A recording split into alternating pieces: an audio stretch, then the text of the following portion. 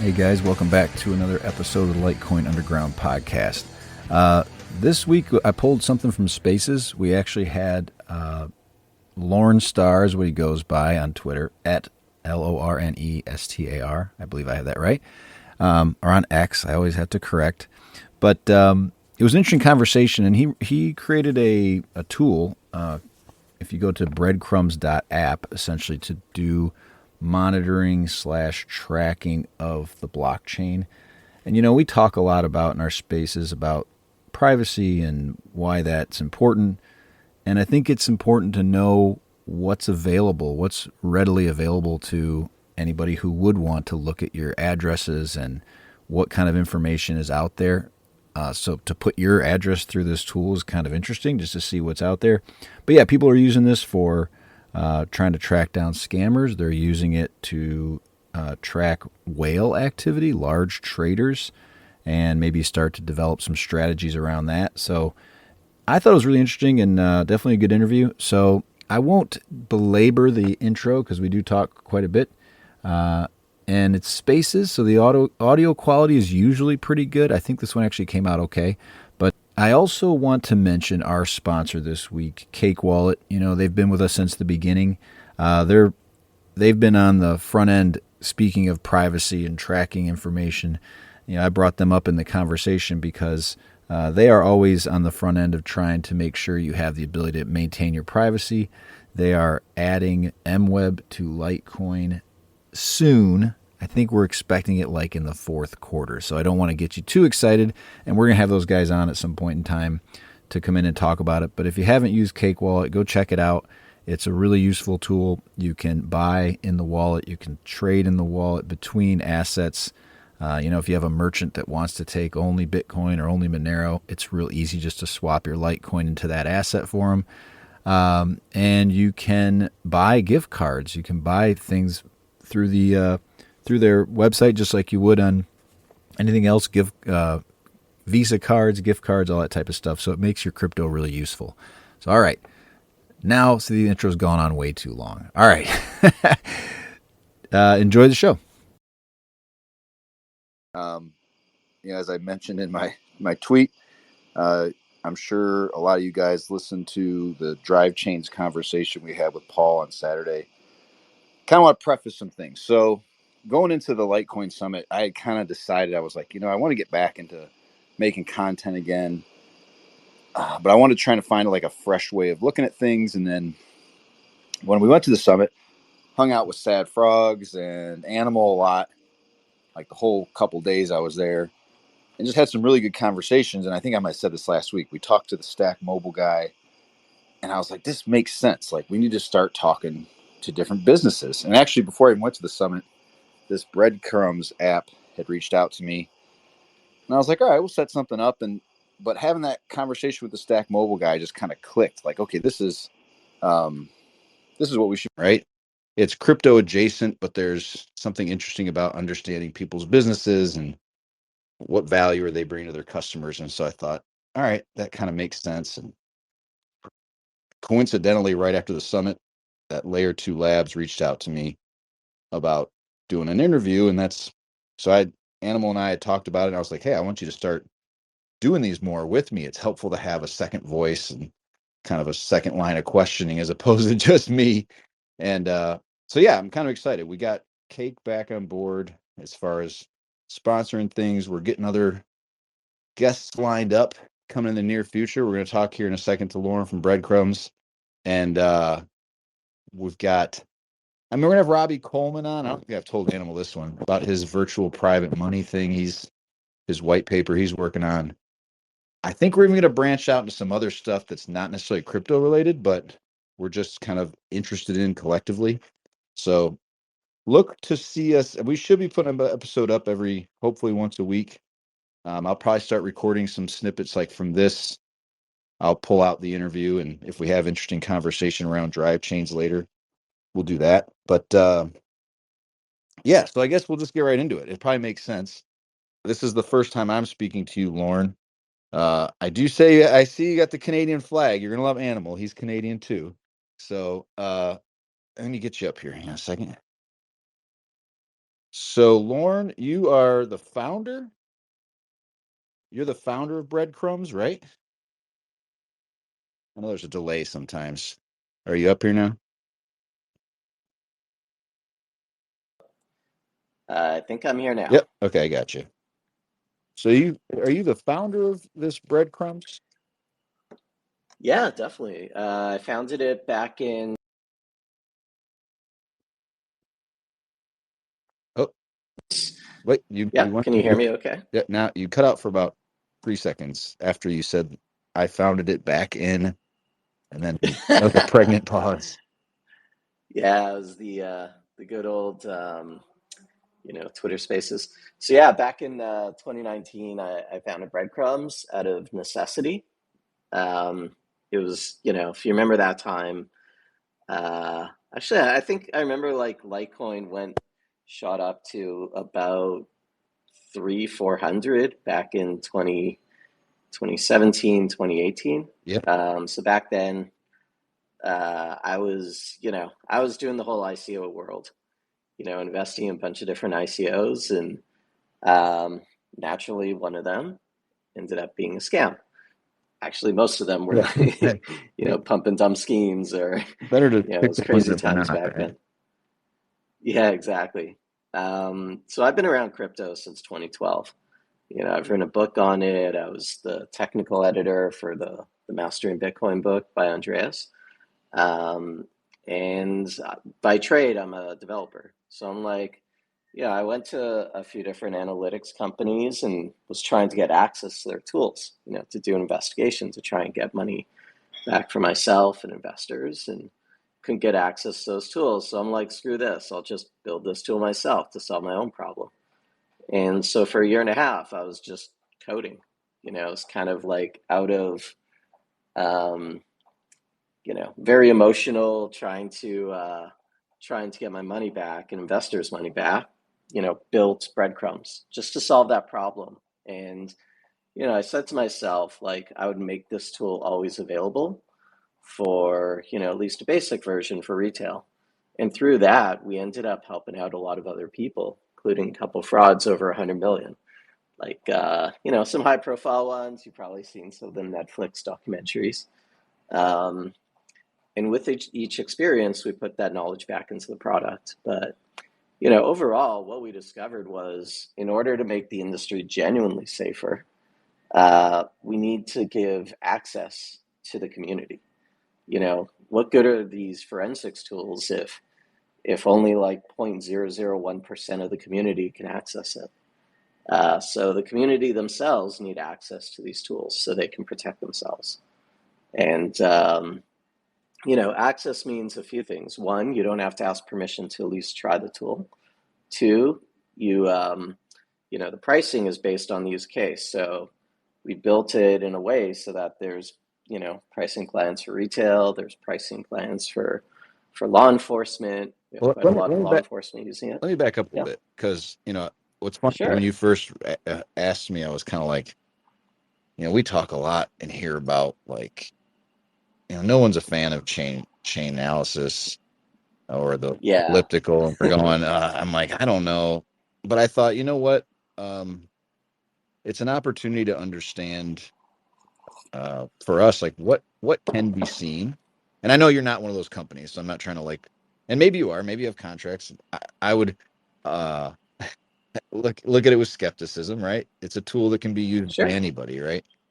But understanding like what is visible, how are these things tracked, and I guess, but yeah, learning a little more about your product. So what is your, I guess when you say like there's different rates or whatever, what is really the gist of what you guys are trying to achieve? Is there a lot of different results, or is it primarily the ability to find lost funds, or yeah, track where this stuff ends up? Is that really what your primary goal is in your primary product?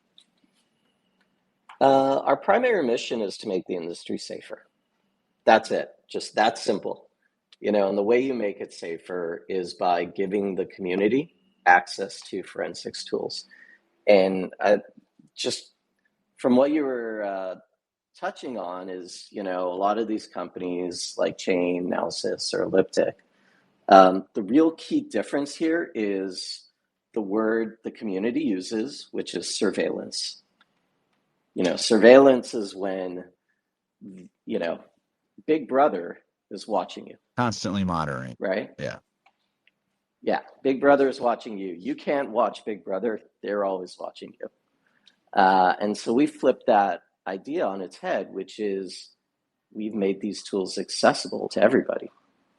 Everybody can watch what's really happening on the blockchain. So you can watch them, they can watch you. Um, you know, they're going to be watching you Is anyway. So, Zach XBT like your spokesperson or what? Or does he do his own yeah, thing? I mean, he was like our second paying customer. Oh, that's cool. So we kind of grew with him.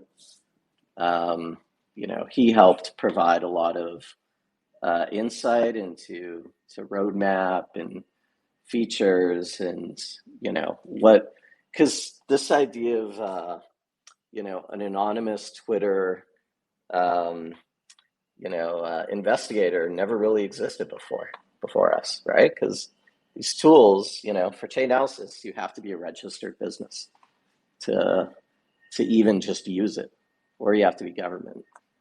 So we were the first ones to make this available to retail, and guys like Zach, yeah, we grew together with them. That's cool. So what are your like who's your most like your common customer? Like what is it all over the map or do you not know for the most part? Oh no, we know. We watch all the time. I'd say it's separated. So from retail, your common customers kind of fall under two buckets, and I put them under the use case. So use case one is guys like your Zach XBT. They're probably, some young kid who's just tinkering around with crypto, and they investigate crypto crime, just on their own time, and they put their findings up on Twitter. The second bucket, which is probably more relevant for your community, is the speculators. You Okay. can, it's still an analytics tool, right? Like, you can use your Nansen to see the trends and stuff, but we get a lot of people using breadcrumbs to do whale watching. So if there's certain whales, on your cryptocurrency, you pop them into breadcrumbs, and you can see what they've been up to. You can see who they've been interacting with, times they've been, moving money to this exchange or that exchange. So yeah, that I'd say that's the other big thing for speculators is a lot of whale watching. Hmm. Yeah, I know there's always on Litecoin in particular, we've always had a lot of mystery around there's like I don't even remember, maybe 15 or no, it's something like 22 addresses that hold 300,000 Litecoin each, and nobody really Right. knows what the heck these things are. So are you able to look at an address and I mean obviously you can trace the history of it, but you're able to kind of build a tree of what is that individual like is there a root wallet that's common between let's say because again it seems they're obviously related if somebody's built these out like on the same day they're breaking UTXOs up into certain hmm configurations. Like how much information can you really get? Can you like essentially build a profile and be like, okay, this person's likely in a certain part of the world or hmm likely in exchange or something like that, or is it just kind of a faceless UTXO that you can start to track? Yeah, so that's the thing. Like if you use existing, like just standard explorers, you're just gonna see the Litecoin address. And as you said, it would be faceless, right? You just see the Litecoin address. It's kind of even just hard to conceptualize, like, well, what are they doing? You just see like a ton of transactions, kind of like just one big Excel spreadsheet. Mm-hmm. So what we do is we take that blockchain data, and we make the data consumable. So we make it very easy to understand what they're doing. So we visualize it, Yeah. put in, on a visual graph. And then the other thing we do is we slap on a bunch of attribution data. So we've already identified over 300 million crypto addresses. That can generally they're like crypto exchanges. So, this address belongs to a crypto exchange or some type of crypto service, like a BitPay, or, we've got thousands of different entities that we've identified on the blockchain and connected them to crypto addresses. So you put those two things together, and it makes it very, very easy to see who these whales are interacting with, what they're doing with their Litecoin, Yeah. Are what they exchanges they pulling it on use. exchange, putting it on exchanges or pulling it off exchanges, that type of thing. Exactly. Exactly. So when So you've we, identified them, mhm. like you've labeled them, okay, maybe it's just your exchanges are BitPay and Binance or whatever, but you may also have labels something like Litecoin whale number one, Litecoin whale number two, and I'm assuming the customer can also apply their own labels to addresses they want to follow. Absolutely. Yeah. I mean, in-house, we're generally, we want to make the industry safer. So the labels that we more so focus on are just the crypto services, like your standard exchanges. But, if you're doing it for the whale watching use case, then yeah, absolutely. There's a couple whales you want to watch. Just come onto Breadcrumbs, sign up, and you can start labeling. We provide that functionality where you label an address, and anytime you look up on any graph or our monitoring tools, any of our tools, that label will always show up. So again, you don't have to like memorize, a 30 character, Litecoin address.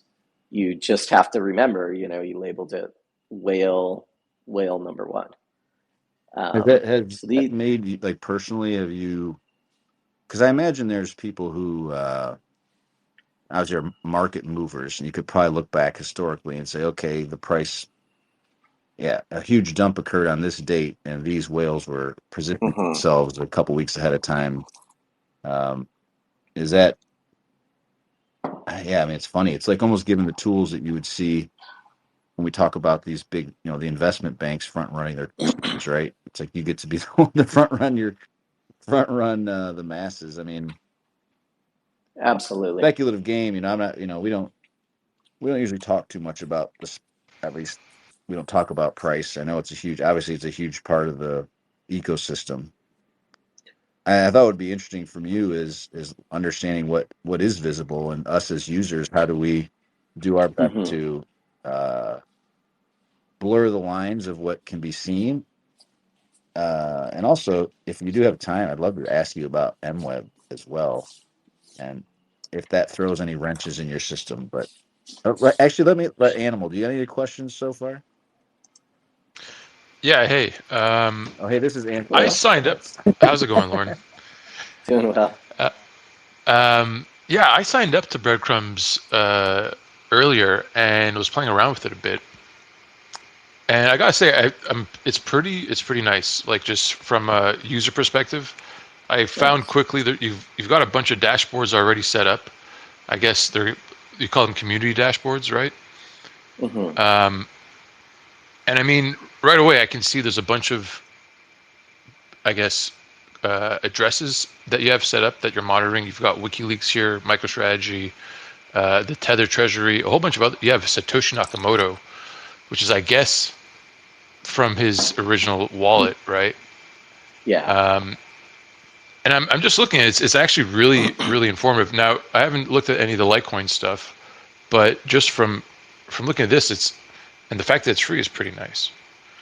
Um, Interestingly, The, like someone keeps sending Bitcoin to Satoshi's address.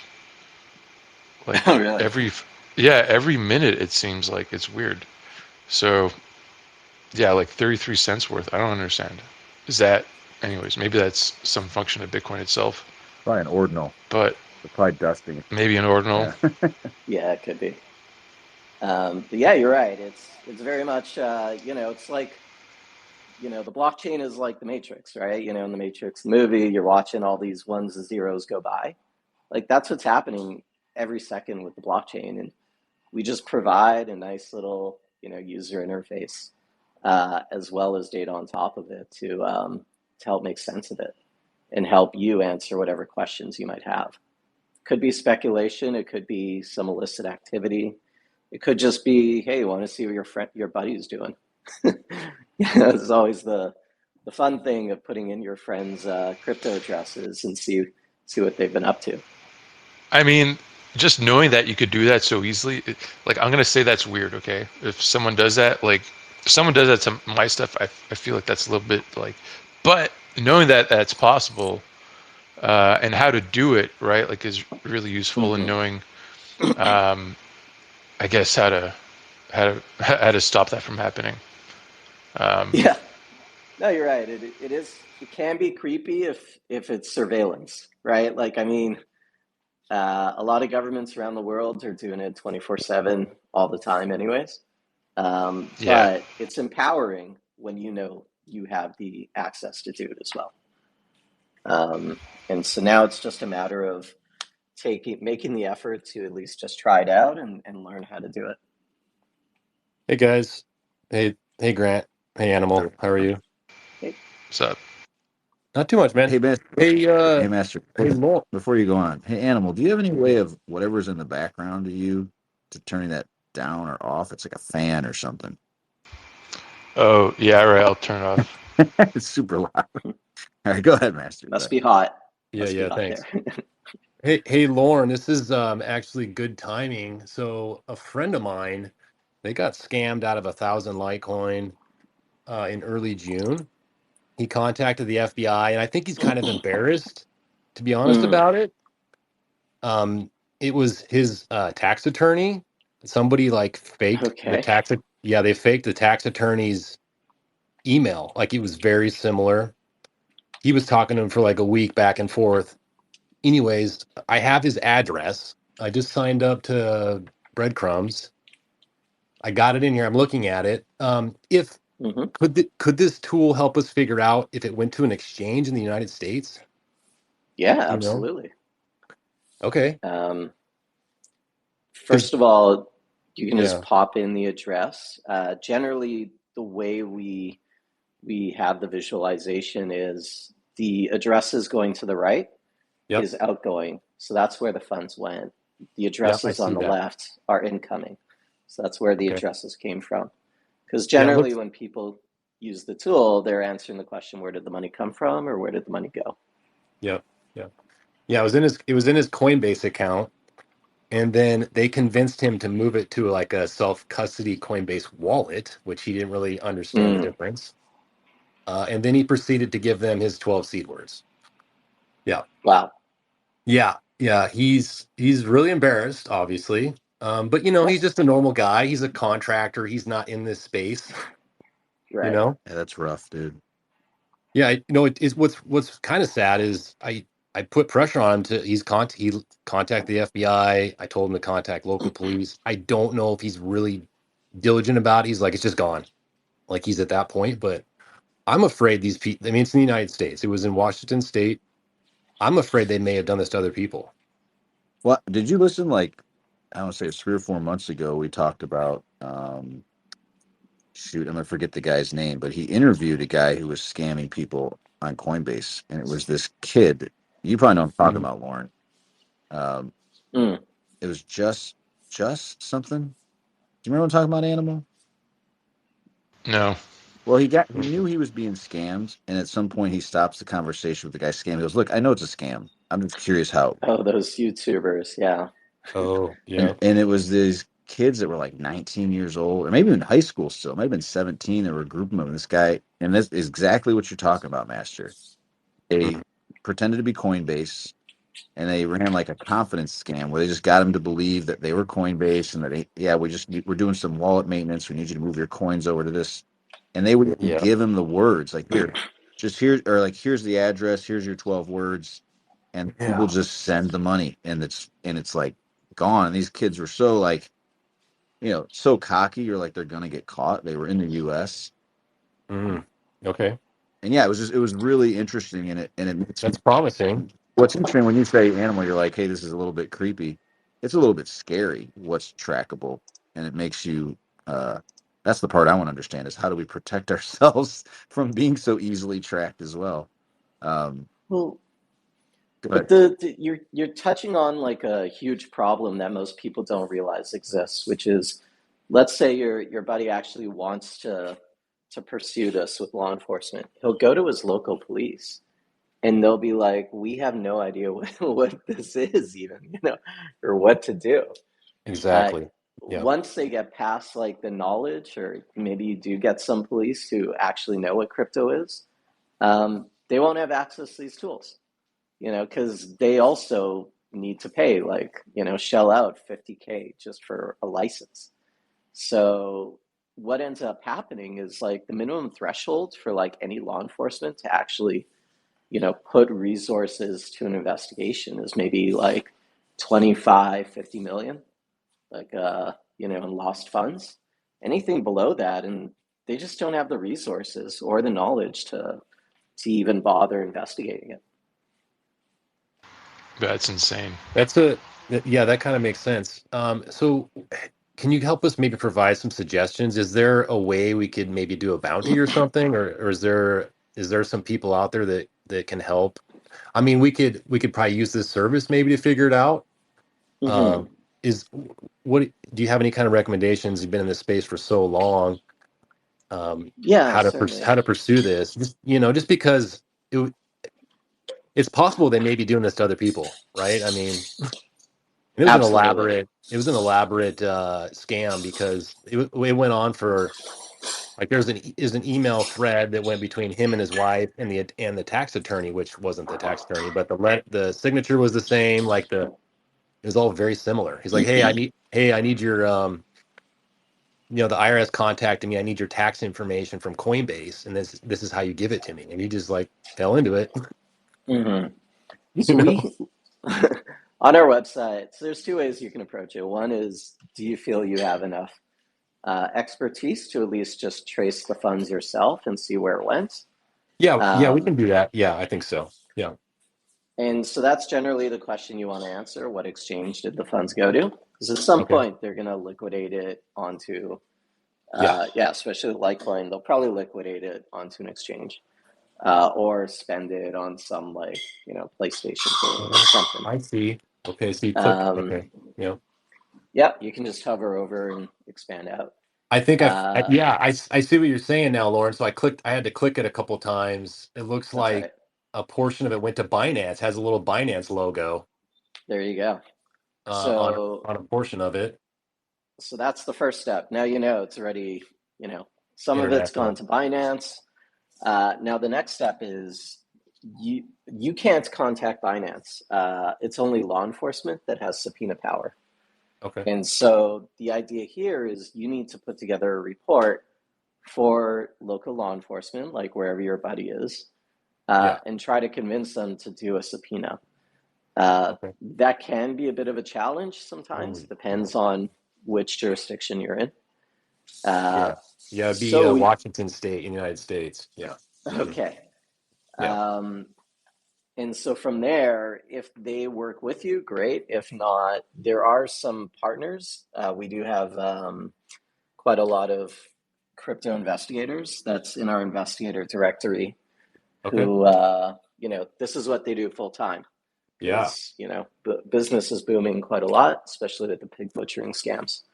Hmm. And, they can advise you based on your jurisdiction, who you should go to, um, or, they'll put together like a bit more of a professional report that can Yeah. be handed to law enforcement, and hopefully, Okay. one of them does take up the case.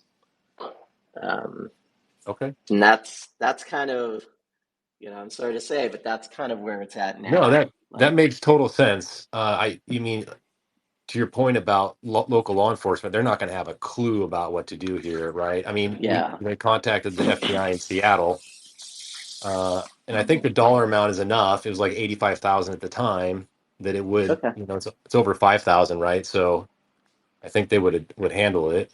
It's not Right. millions, but it could be millions potentially, soon. Mm. So yeah, FBI level, they'd probably look at that. Yeah. Yeah, yeah. Yeah, this is really cool. Yeah, I clicked on another output, and then it like spider webbed. So, yeah. Yeah, and it's probably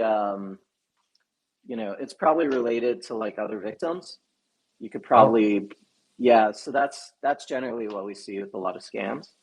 Is okay. we'll see our original victim funds go to like one or two hops out, then maybe two hops out. There's like one address that's received Oh, millions of I dollars, see. from other Yeah. victims as well. And they Okay. consolidate all the victims' funds into one address and then liquidate onto an exchange. Okay. So these are the Yeah. kind of similar patterns we see from suspects, and that might be what's happening here. But it's good timing. We that's part of why we reached out. Like we just started supporting Litecoin. Oh, you did. Oh, okay. Cool. Yeah, so the timing is really good here.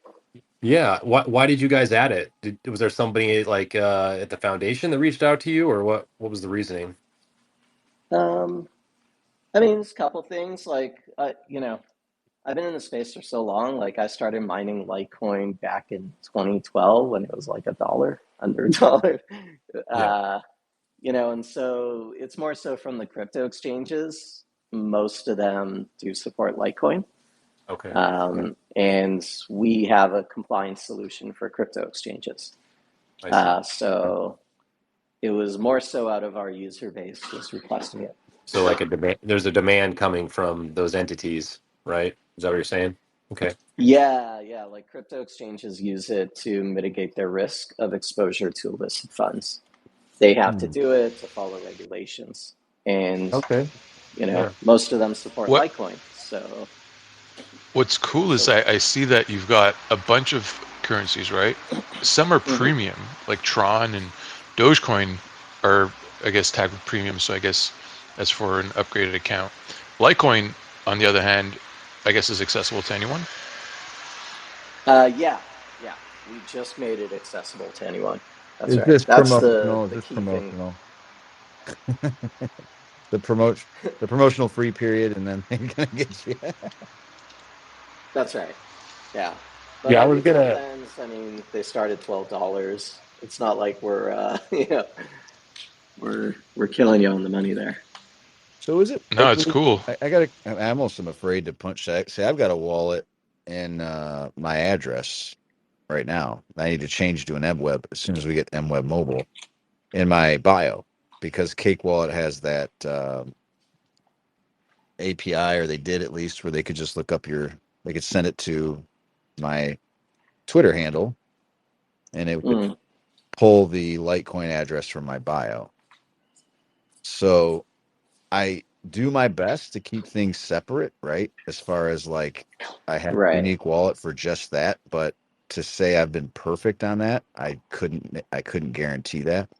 And I do wonder about I don't even want you to plug that address in master, but I already know you have because it's the type of person you are. Like Oh how no, I hard is didn't. it to see? But yeah, I could. Yeah, I mean, I may want to know. Like, what can you see linked to it, and what's the danger of that? That kind of scares the crap out of me, to be honest with you, because you hear about, Jameson Lop is the king of spreading the Yeah, scary news. Oh yeah. Somebody broke into your house, totally. hit you with a hammer, and took your coins. Um, yeah, I mean, is that? I feel like that's maybe the thing I want to try to take away from this is people who are going to listen or who are in here is how do you make sure you're protecting yourself against something like that? Um, and like here's some things we talk about a lot, right? What happens when I Hmm. go on to like Cake Wallet? We use them a lot, and they've got a swap function, and I'm swapping between some self-custody Litecoin and into BTC or Monero. Is there Right. some? I mean, obviously the chain breaks once I go to Monero, right? There's no way of knowing beyond that. But do you know what Bitcoin is mined at that point in time, just because of the values? Is there a way of connecting those things? No, no, we wouldn't. I mean, I'm pretty sure Cake Wallet is centralized, so the information of knowing that it went from Litecoin to to Bitcoin would be on the Cake Wallet servers. Well, these are So, self-custody wallets. Um, okay. but the swapping function does use, I think it's either Change Now or something like that, Oh, yeah. Yeah, where I don't have to register as a user or anything, but they're obviously that's right. so Change Now. If hypothetically somebody were to subpoena them or something, I don't know their layout, they would have that information, Yeah. but it's not Change public. Now At would least have a it's bit not more publicly known. information. Yeah. The the information they would have is like IP addresses, because you have to go and use their front-facing website. I'm trying to remember. I'm pretty sure Change Now, it would be. Oh no, you know what? Yeah, I'm pretty sure for Change Now, if it converts from like ETH onto like an ERC20 token, like if it stays on the same chain, you'll see that on the blockchain. But if it hops from one chain to another, there's there's got to be some type of centralized service, like centralized server acting to manage that chain hopping. So you probably need to subpoena from like a Litecoin to a Bitcoin, but not necessarily from like ETH to USDT on ETH.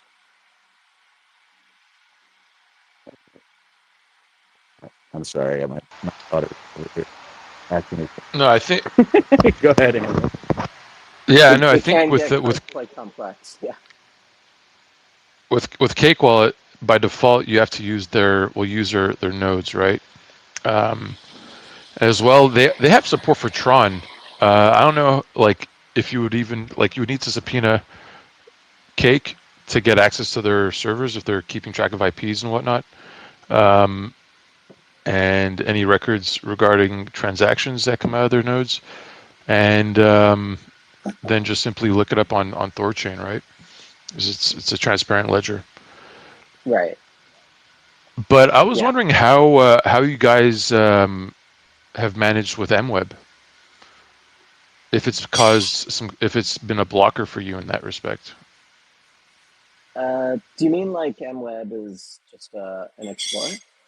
Um, The MWeb, the extension block.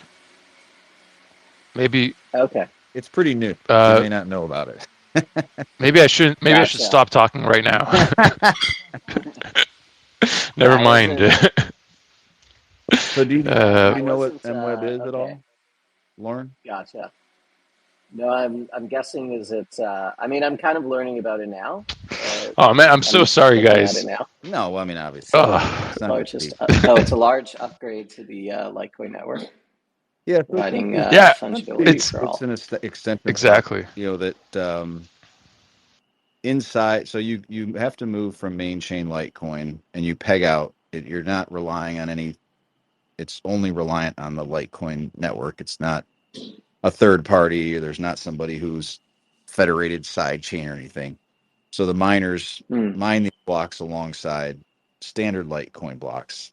And once you move into MWeb, there is no value, no address seen, and there's no values seen by the. Oh, right. Okay, I remember hearing about this years ago when they were talking about adding a. This is like a Yeah, privacy version yeah, of. Grin Yeah. Grin Okay. had Mimblewimble, Yes. and Beam has Okay, I remember Mimblewimble. this now. It's a Yeah. variation on those. It's not, and I'm not technically adept to tell you the wild differences, but there were changes made to it essentially to make it more user friendly as far as I guess Grin was You had to both be online and coordinate transactions and all this, but this is like a non-interactive privacy layer. And it's kind of been a lot of debate because Grin, I don't know. There were some people that claimed they cracked Mimblewimble at some point in time, but it's not. There was kind of controversy whether that was actually true. So I don't know. But if you haven't looked into it, then um, it might be something interesting to test. If you'd be willing to do that, that would actually be awesome. To say like, hey, we want to put some coins in there, move them around, split them up into different values, take them out, and see, Right. can you relate the initial sending wallet to the withdraw wallet? I'm looking at it now. I mean, if it's set up as a privacy layer, like by nature, the transactions are not going to be made publicly available anyways. They're So, not recorded like, on. They're not recorded publicly. What we have heard from some people claim that if you have like a node where you're monitoring gotcha. all activity going in and out, that there's some way of seeing some of the activity. There's some address linkability issues. If you Mm, if you take it off MWeb and put it back into a wallet where you have other addresses that you've used before, you're just kind of basically relinking everything. Does that make sense? okay. Relinking those transactions. Um, Yeah. well, good. Now maybe what we do is we have this, we learn a little bit, and then we do some investigating, and you can critique MWeb for us, because I want people to know. I want them to have an accurate understanding of what they're exposing to people.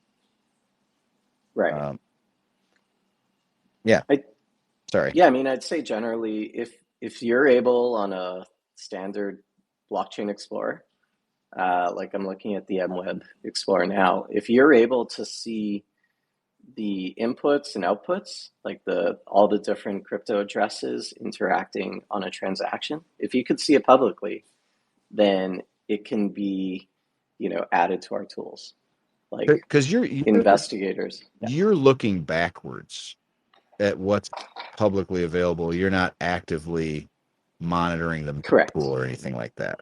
Yeah, we're not monitoring the mempool. Definitely Okay. not.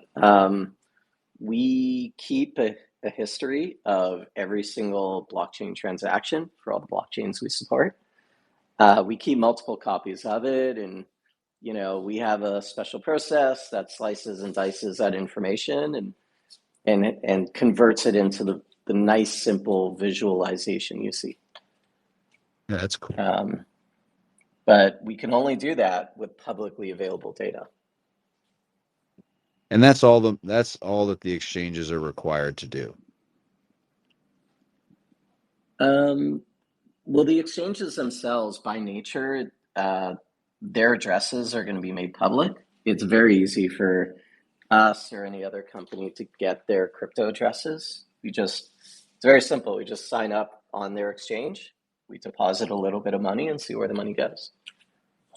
Well, so what I mean is like you said, regulatorily or legally, they have to Yeah, employ that's right. these services. Their That's key right. is they're trying to intercept uh, AML stuff. People that are money You got it. laundering, or somebody who's linked to a crime, like what Master's saying. Hey, he may not get this money back, but if he can find a way to flag an address and flag a user, Hmm. then all the exchanges would blacklist that user. Essentially, I'm guessing, right? It kind of Yep. goes out as like a Interpol or something. There is an intelligence network where these blacklisted addresses are shared. Yes. Interesting. But, Have you overall, learned more about it's for surveillance the than you would like to know? You wish um you didn't know the things you know about surveillance? no, I mean, there can be some negative side to it, like where, some authorities do take advantage of that power, but for the most part, it's actually, it is being used for a public good, especially in crypto. Like the amount of resources, government and law enforcement has is so limited even the crypto exchanges, it's so small compared to how much crypto crime is happening. So, the work that they're doing, we need to do whatever we can to help them. So I don't really see it as a scary thing. I see it as the scary part is just they don't have enough resources like to keep up with, like your buddy who's a victim of a crime. Like that's so I don't really see it as like I've seen too much. It's more like, as a community, we need to help these guys, help protect us. Hey, to that point, Lauren, I'm just thinking here as you're speaking. Is there an opportunity maybe for people who are technically capable to help out in that effort, to help people that are vulnerable or have been taken advantage of in scams? I mean, if Absolutely. someone like, my grandparents or whatever, or your grandparents, they come to you and they're like, yeah, I just got this ransomware thing or whatever, I don't know, like a resource, just even though it's, for all types of different scams and at whatever point, like, it seems like it's going to be more and more needed in the future. And this is something that, maybe a small agency could use to achieve such a goal, on a Absolutely. larger scale. Yeah. You can see in our investigator directory, we've got quite a lot of crypto investigators from like large cyber companies, larger cybersecurity companies to like just individuals who are trying to do this as a business. So you're right. Like there is a community of crypto investigators popping up in every jurisdiction around the world, because that demand just keeps increasing. Oh, cool. I'm looking for it now. I guess it's in the tools section or no? At the very bottom of the webpage, there should be a link there for investigator directory. Oh yeah, I see it. Okay. Wow. I got people in the UK, Singapore, UAE. I'm right now I, about to look up my address to see what happened. I yeah, you think see, I've it's been like good. I think I've been good, but you've been good.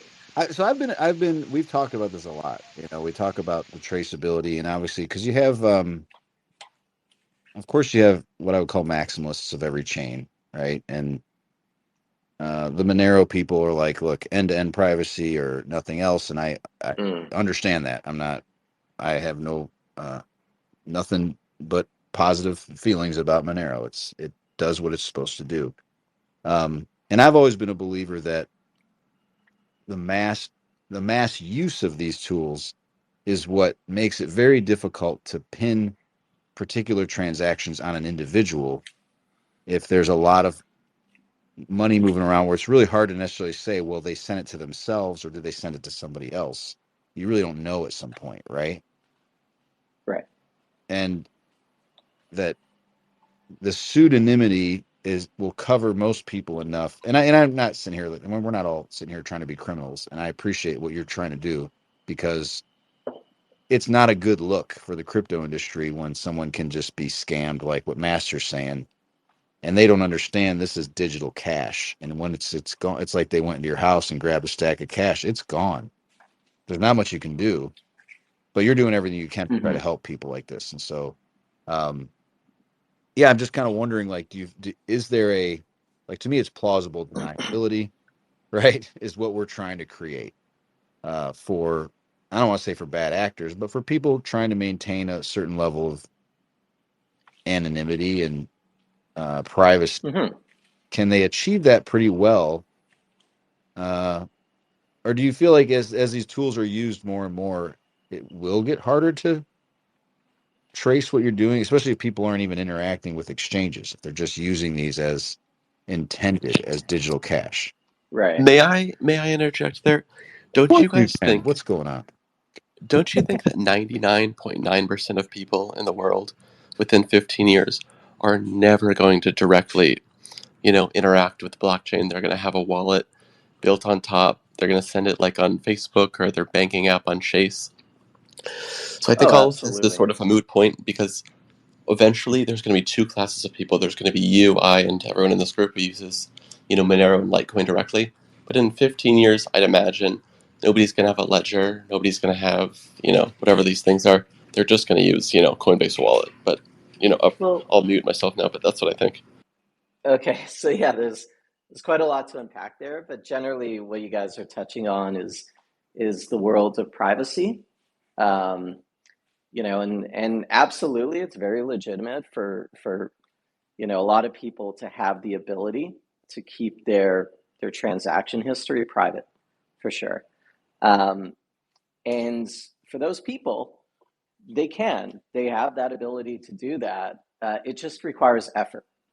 And so what you're getting on with the last comment was most people are not going to make that effort to do that. It requires education. It requires getting the right tools, building it. Um, so I'll give you an example. If we go back 20 years, the comparable version of this is setting up your own email server versus just going on to Gmail and setting up an email account. You can set up your own email server that is completely independent of some large entity that will be tracking all your emails and stuff. Can be subpoenaed by law enforcement. Or you could set up your own personal email server, run the server out of your house, maybe have it running on a constant VPN that's switching, IP addresses all the time. And that way you can maintain full anonymity with your emails. But it requires effort, it requires knowledge. So, as you did say, like 99.9% of most people are just going to sign up for Gmail. And it's the same thing here in the crypto world. Like most people are not going to maintain their own Litecoin node. But if you want that ultimate anonymity and that ultimate privacy, yeah, you can. You have that ability to do it. And But wouldn't it it's be going to interesting? require effort. But wouldn't it be interesting to focus on? Okay, so yeah, sure, you can, have a technically proficient person gather a bunch of other technically proficient people, and you'd have like 15 people out of 50,000 sort of sort this out. Or rather than building a second layer coin on top of Litecoin, you can just build a second layer technology that isn't tokenized, like a Signal, like how Signal you can send messages without anybody tracking you. Yep. And then you can put your Litecoin on that, and you can have a trusted third party company. We all use trusted third parties, our government, Well, Facebook. So and then that way we can have that anonymity on mass scale, and then also stable coins. And that'll be my final comment. I'll listen the rest of the night. Thanks. well, you can. So yeah, what you're talking about, there are some services that make it easy to maintain your anonymity. So the best example of that in crypto is something like a Wasabi wallet or Samurai wallet. I'm pretty sure Samurai was shut down, but Wasabi is still going, and they're fairly limited in which jurisdictions they could run. So you see, it's like the tools for anonymity are also being used by the criminals, and there's been this back and forth between law enforcement to at least contain or control, um, their ability for the privacy. The privacy is really executing coin joins. That's when you can really make it easy to launder the funds, and that's done through can be done easily through a Wasabi wallet. Now, Wasabi, they've actually been really good at trying to work with the authorities. Like these guys, they're technologists. They believe in privacy rights, but at the same time, they don't want to go to prison. they don't they don't want to have their business shut down. So in the back end, they'll actually still implement some type of risk scoring to ensure like the money going in didn't come from like North Korean hackers. So like what I'm trying to get at is no matter what type of third party service you can use to help with anonymity and privacy, at some point you never know like 100% is it 100% private. If you're using a third party service, you're trusting that they're not going to you're trusting that they're going to maintain your privacy. But again, they're always going to be under pressure from like governments or law enforcement. So if you want to maintain 100% privacy, you can only trust yourself with this. Well, what gets And our spaces will take left turns all the time, Lauren. So just be aware. I don't want to take mm, on a totally different tangent, but animal. sure, no worries. Well, I mean, you're in Canada, the whole Canadian trucker thing, and I was just talking to Animal today. We were talking about the show a little bit, and I was like, we're talking about this stuff going on with people getting arrested for Facebook posts. And Right. so like how, and like you said, certain governments might start to say, well, you know what, we're going to crack down on this stuff, and just on some sort of bizarre principle, or I guess what governments do with abuse of power, to freeze people's accounts just based on, yeah, you said something mean on the internet and you're going to jail and we're freezing your money or whatever it might be, right? Mm-hmm. I'm curious, I guess, do you feel like, because I tend to like what's interesting, the other thing I talked about with animals, like I'm a person, I want to think optimistically about the world in front of us instead of it's all gloom and doom. Uh, Mm-hmm. as much as I don't always sound that way. Uh, so I guess what I'm wondering from your perspective is, do you feel like this is such a difficult thing? It sounds like they're already under resourced as it is, that we're a long ways off from them ever getting to the point that they're going to have that level of sophistication. Right. Like particularly if you're not on an exchange. If you're on an exchange, you're subject to whatever anyway. But if you're like the ability to identify you as, hey, this is this person's self custody wallet, and these are the addresses that need to freeze because they, whatever, yeah, said something mean or they're a political dissident. Mm-hmm. Like, I mean, I don't know. I guess I'm just wondering if you feel like, is this such a niche industry that to even find people to accurately identify these people is just almost impossible? Uh, it, it's really luck of the draw, like which jurisdiction you're in and how far ahead, how caught up is that local law enforcement or whatever government agency trying to get whatever on you. Like, it's not even just police. It could be IRS. It could be, you know, could be any other type of government entity or company. So a lot of that is the luck of the draw, but I just say from my point of view, I see it more as this is just the natural progression of technology being adopted by the world. And there's going to be growing pains. There's going to be, you know, some people that get it earlier than others. It was, the exact same thing 20 years ago when, PayPal started out and there was this whole, wait, you're going to put your credit card on the internet? Like, who are you giving it to? Yeah, It's the Russian hack. Like it's just the next evolution of a technology being adopted by the world. And there's going to be good to it. There's going to be bad. Like it's going to unlock a lot of value for different groups of people, but it's also going to create opportunities for some bad guys. And that's how I see it, and for what we're doing, we're just trying to provide a valuable service for the community, to empower them to take part in this world. yeah. It makes me think about, I forget when this was. I want to say there was a terrorist attack, or it might have even been, oh man, there was a city in California where there were a few terrorists that kind of went into the streets with weapons, and uh, there was kind of a debate. The terrorists died, and they had their cell phone, and Apple Mm, was trying to say, like, I don't know where the line is on how much information. Can we hack the phone to get into it? right. Maybe we can, maybe we can't. What legal obligation do we have? And Apple's been surprisingly one of the better companies in trying to protect their users' privacy. I feel like Maybe I'm crazy. I feel like more than anybody else, No, they've been trying I'd to agree with have you the on that. they've been trying to have the conversation, right? Of saying like Hmm. we can't just make it every single time cede to the authorities. We have to keep our customers in mind. And I don't know. It's funny because like I'm a law abiding person. I just feel like it's one of those things that if you just throw up your hands and go, yeah, you can just look at whatever, you're just asking for it to be taken advantage of, you know?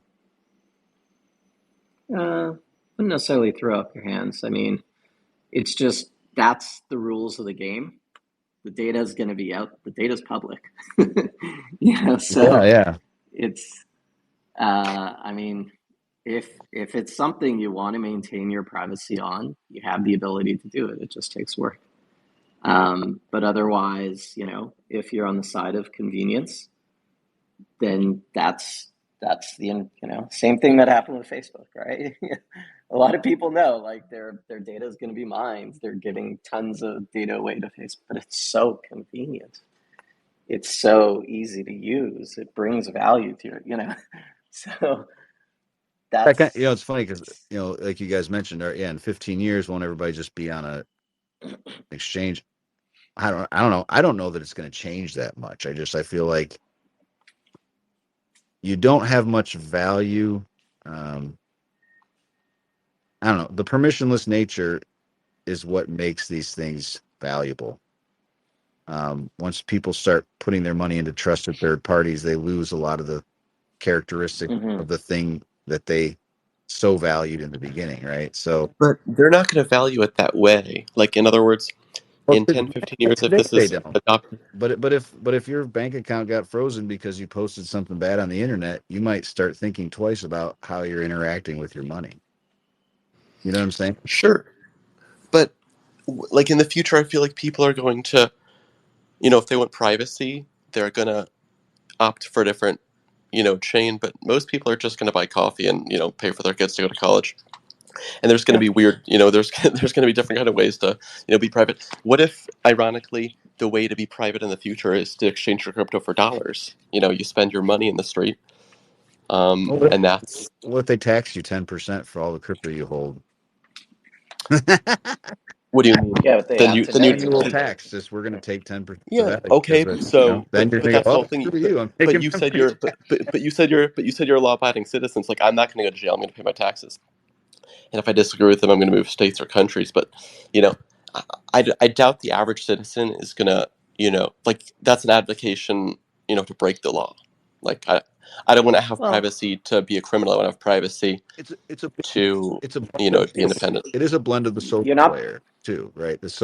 Ideally as a society we collectively say, that's not cool, right? We don't go for those things, but you just don't know government go, Right. right? That's all. That's true. But collectively, we'd make a law, and by voting on it. So if, there was a law, even if you independently disagree with it, society at large, in But theory, would you know disagree with what? you. Like this is a new phenomenon. Like this tracing of our transactions is new to us, Mhm. to our generation.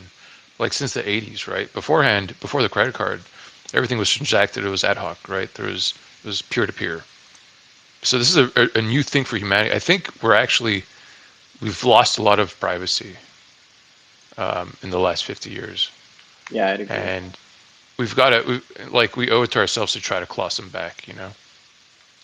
But it's always on one side it's privacy, on the other side it's convenience. It's But you're right. A our lot of it's lives have become voluntary. A lot easier. of it's voluntary. Yeah, I mean, I people complain all the time. Oh, Google's listening to me, and sometimes I'm searching for something. I'm like, I'm kind of glad Google was listening to me because they're getting me. They're feeding me ads of things that I'm actively interested in right now, and I don't. yeah, they still provide value. Yeah, there's obviously value provided, or it wouldn't happen, right? If it was only like you said, if it was purely invasions of privacy with zero benefit to the user, people would reject it, or they would Hmm. have a limit. They'd be like, okay, enough, that's enough. But yeah, it's interesting. It is a bit of a social layer that people get to decide, and that's probably what I think we would all want to say is we all get to choose the level of privacy that we want. That's the key word. Yeah, it's the choice.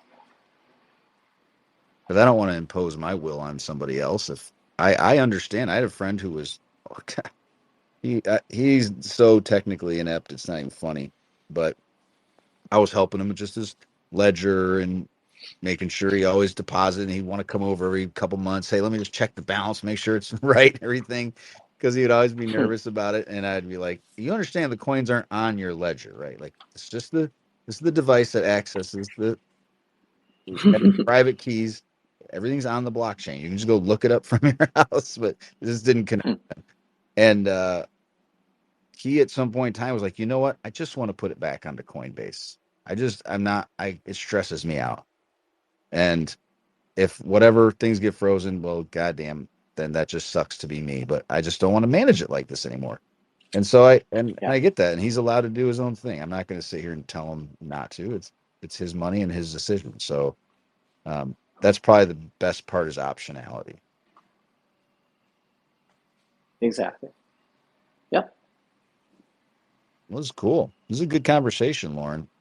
So Great. Yeah, this is willing nice. to take me up on this M web thing and see what you're able to see or find, trace? I mean, I'm looking at it now. Like I'm looking at some transactions. Like it. I don't. Where's the privacy layer to it? That's Okay, what so I'm here's what confused about. happens. In Like, every Litecoin block, you have a what's called so MWeb is Mimblewimble was originally it came from a Harry Potter spell. It was in one of the hmm books or something. And so there's a lot of Harry Potter reference in this. So there's a Hog X block, which is for the Hogwarts Express. So everybody that wants to move onto MWeb, all those transactions go into this Hogwarts Express and they move to MWeb. And inside MWeb, you can stay there as long as you want. You can conduct as many transactions as you want. There's no addresses, no values. right. Like, yeah, you can stay there. Like it's like being Peter Pan. You can stay there forever. And then when you come back, there's a return block that all the addresses, all the people choosing to leave MWeb come out in one block, like one. I'm sorry, I shouldn't say a block. A hmm UTXO, one transaction. So there's one input and all these outputs going back to the people who were in MWeb and choosing to leave. Does that make sense? Okay. So, Yeah. uh, I mean, so yeah, what I'm. what a lot of people have said, and what I'm curious about is what relationship is there between what went in and what comes out? Is there any connection at all? And I think we're all a little bit in the dark as far as how that works. I mean, Jose's got his hand up. Maybe Jose knows. Do you know Jose? No, I don't know. Dude, you I'm going could to have talk said you know how funny else. it would have been if you just came up and said, "No way, Jose." All right, go Well, ahead. Classic. I'm a dad. I'm dad joking. All right, sorry. Go ahead. What did you have your hand up for, man? No, I was going to talk about you all were talking about, you know, Apple and PayPal and privacy. And you were also mentioning MWeb and, you know, privacy on Litecoin, right? So I was kind of curious to know, do you think that MWeb and drive chains on Litecoin are going to be like the Apples and PayPals of Web3 data?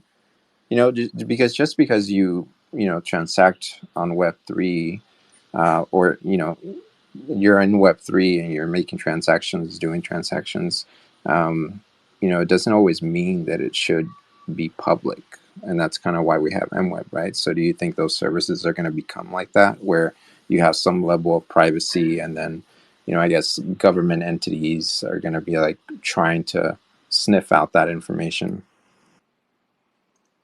Mm, Yeah. I mean, go ahead. by nature, MWeb's supposed to be decentralized, right? So there shouldn't necessarily be one central authority, at least being able to freeze funds. So that's one side. Then in terms of identifying addresses and stuff, I mean, if the transactions are made public, like this is what I'm having trouble trying to find is I'm looking at an MWeb transaction and I can see inputs and outputs. So I still don't know where right. the So that one privacy address, is. like all the inputs are going into it. and you'll see that the balance of that address Okay, I gotcha. is I gotcha. It's massive. all grouped together. I gotcha. Yeah. So you're not Okay, yeah, that makes sense. you're not seeing what's happening. If I gave you an MWeb address, it would Yeah, come up I like got it. a null. You would get a null Yep, reaction from the I see it blockchain now. explorers. Yeah. So they're grouped It's kind of together cool, in one right? big hat. Yeah, it is. It is. So in that case, I mean, the question is, how are those transactions being grouped together? Like what node or what service That's is doing that? yeah. That's the Mimblewimble spell, right? Gotcha. So So someone, whoever is running that node might have that information, right? Like it's all about who has that information to group together those transactions. Um, and we don't have access to that. We're not going to be able to decipher that, unless we start running those Mimblewimble nodes or those MWeb nodes. yeah, Then I we mean could it's honeypot it. Litecoin Core, right? So it Mhm. doesn't take much, and you have to assume that FBI, NSA, whatever, are doing it, um, just out Uh, of, I guess, doing their due diligence, right? I mean, I I'd say they're doing it if it's worth their time, because they've got enough cases to to prioritize. Like they have more cases coming in than they have resources for. So if there's a lot of illicit activity starting to happen on EbWeb, yeah, sure, they'll invest in it. But they're Monero is where most of most of their resources is trying to reverse engineer. Yeah. It really. sounds like a dead end, though, right? Um, Oh, sorry. Not necessarily. It depends. These mixing tools, even like Tornado Cash or Coin Joins, uh, there are researchers around the world that can try, not with 100% accuracy, but with some level of accuracy, they can try to reverse engineer transactions. It turns into a probabilistic. We call it like probabilistic, path, where maybe the funds 20% chance the funds went down this path, 20% went down this path, and then they could try to you know um, piece it together that way. But yeah, the authorities themselves, if it's worth their time, they'll try to. And it's generally like high profile cases, like the Bitfinex hack. Remember the husband and wife that Russell Khan, like Yeah. that. Some of the funds went through Monero. How did they trace that? Like, um, They probably put 10 Bitcoin in and took 10 Bitcoin out 10 minutes later. yeah, exactly. Now you're pointing it out. These are some of the ways. Like it's also up to the person moving the money through to use those tools properly. Like like there's better ways to hide your tracks. Like it's so in terms of MWeb, like I don't necessarily see a lot of transaction activity happening just yet. But if a lot of dirty funds are starting to move through it, then yeah, they'll they'll pay attention to it. But until then, like it's probably not worth their efforts Yeah, to do that. it's only on the hard or on the desktop wallet right now, and we're in the next month or two is going to have and when will be on Light Wallet and Cake Wallet, so it's going to start becoming available for mobile, and then Gotcha. I Well, believe we have Ledger, Ledger or Trezor, one of the two is okay, someone's found kind of a workaround. So it's I mean it's been there for 2 years, but very light usage just because not many people run those desktop wallets, right? right. And Full.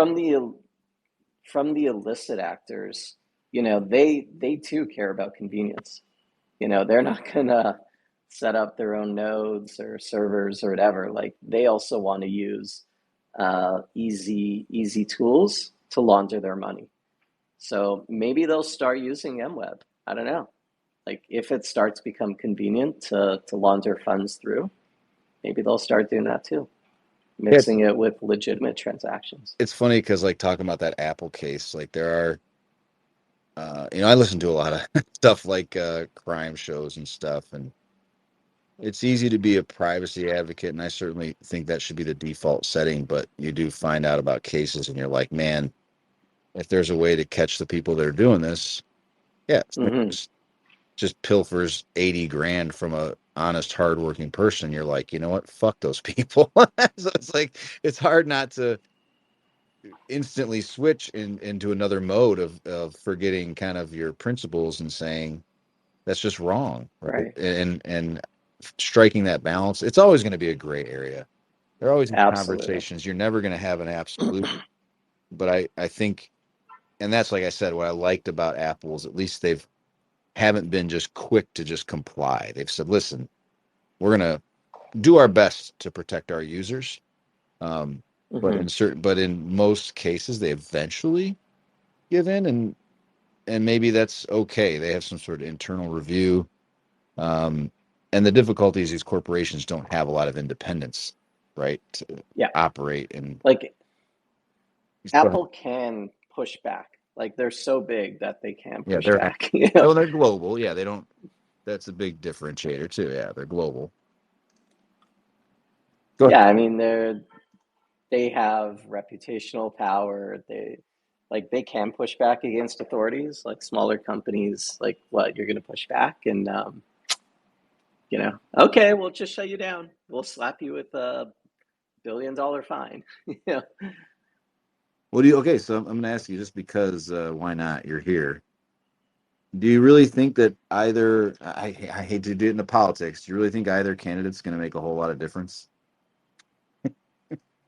I mean, yeah, I don't really get too much into politics. Well, I'm also Canadian, so actually, their ability but or willingness to actually try to be cracking down, I guess.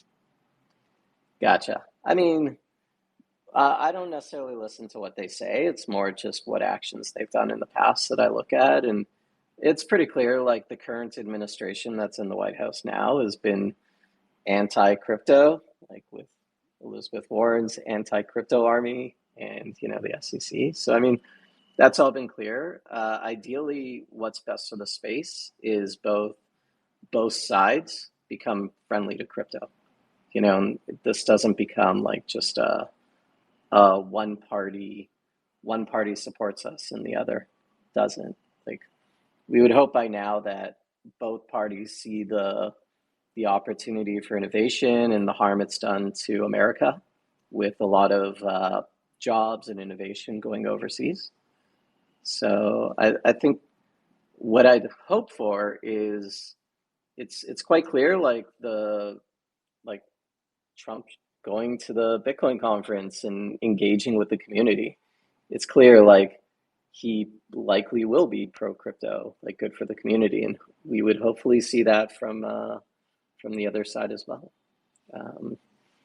So hopefully, in terms of like regulation and cracking down, yeah, I guess we'll probably see after the elections are done who's going to be in office and who they're going to elect for the SEC. Yeah, fair. All right, you know what? We've had a good amount of time, Warren.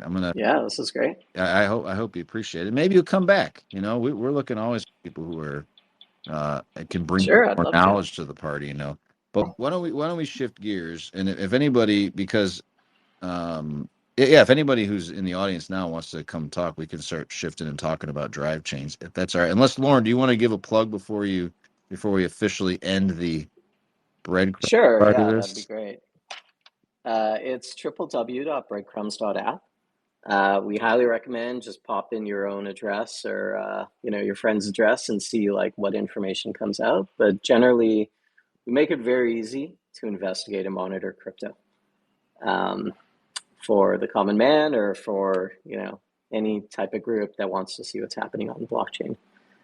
You can DM me. I'm at Lauren Star, and thanks again for your time. We just made Litecoin available to the community for retail. So I got one final question. I'm sorry to do this to you. Oh, sure. How does anybody track NFT wash trading and like laundering money through these NFTs? Is that even, are they just, is that just, they're stuck? How's the government No, no, stuff? it's possible. Most tools out there aren't even caught up to that. Like, it's hard enough just to be able to trace through crypto.